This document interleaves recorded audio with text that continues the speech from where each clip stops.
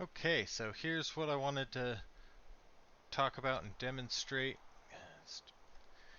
Um, you see that as we change the value for A coming into the system, I'm using the constant combinator just for testing, but as it goes lower it turns red, as it goes higher it'll go green. Now all it takes is this little setup. Everything here is all on the green line. If we wanted to expand it like we saw in the other, we can just wire these in one time with the green wires, and of course I don't have power on that side. And now we've got the 3 wide. Now quick expansion. Um, so yeah, how are we doing this? So one of the things that makes this work, you can throw down the light and a constant combinator here. You'll see the color prioritization. Let's just make this always on A equals 0. And right now there's no colors coming to it, but it'll use colors. If we throw in our 3 colors, red, green, and yellow, you'll see the red will always be the color that dominates the other 3. And you can play around with the sum, see which other ones dominate. Next would be green, and then after that yellow. This isn't to do with the order here. You can change up the order however you like. And red, green, then yellow will always be the prioritization order of the colors here. So, the question is, how do we get it to change the values of red that we're putting in here to get the colors to change smoothly? So what I did was, this constant combinator will give us a red and a yellow output. I set them to what I want the highest value to be that will still be red. So in this case 30%, up to 30% it will be red, and then up to 70% it will be yellow. Just to show that here, if we set this to 30 exact, apparently I didn't do greater than or equal to, so at 30 it switches to yellow. 29, 9 is red. So as soon as it goes up to that 4th row, it goes yellow. And you can customize that to whatever level you want it to be at for your own system. But both of these, you'll see there's a red wire that comes off of my A value and combines with the 2 signals for the yellow and red to go into this arithmetic combinator.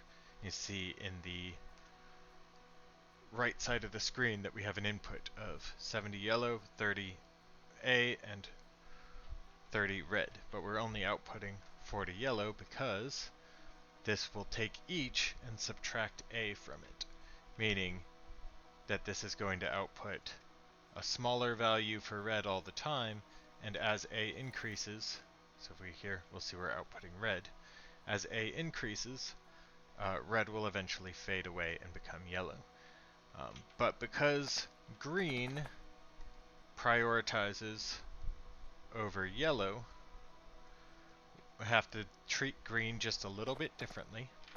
And see, we run this red wire into this logistics combinator, and if yellow is less than or equal to 0, we'll output 1 green. And the green wire just connects in to the same line as the arithmetic combinator. So right now, this is not outputting anything because there's 61 yellow in the input, as you can see on the right there. But if we increase the A value here, once it passes that 70, you see that we're now outputting 1 green and all our lights turn green. So you can do the normal arithmetic accumulator input here. Doesn't matter where you put the green wire in, so long as the green wire connects, even there. and this is always going to be 100% because of the creative mode, so it's not particularly useful for the test, but so long as you connect the red and the green wire here, you can adjust it to whatever system you want to use. So down here, I have a logistics system which has 1,000 iron in the system. We're reading from the logistics network. I've got this just dividing my iron value by 10 to get it to a ratio of 100. As you see on the right here, we've got 1,000 iron in this coming in for the input, but we're outputting 100A. So if I connect the green wire there, and the lights will always be red until I connect the red wire here. And then if I take out iron from the system, it drops to 50%, and we've got a yellow bar here. Take out some more and it goes to red. You can track any of the items the same way. And you just need to always change this ratio down to get it to 100. So if I added another 0 here, it would do it out of 10,000. And you'll see 10,000 becomes 800's 8%. We'd have to throw a bunch more iron into the system to get it back up.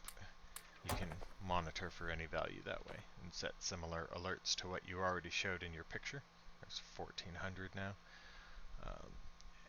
Makes it easy to adjust to then monitoring for any item as well. And you can do the same with your alert as you showed in the screenshot. So that's just hopefully a quick explanation of how you can use the prioritization of colors and a little bit of logic to dynamically alter the colors that are showing themselves, showing up. So yeah, there you go. Hope this is helpful. Let me know. Thanks, and just get my A back here.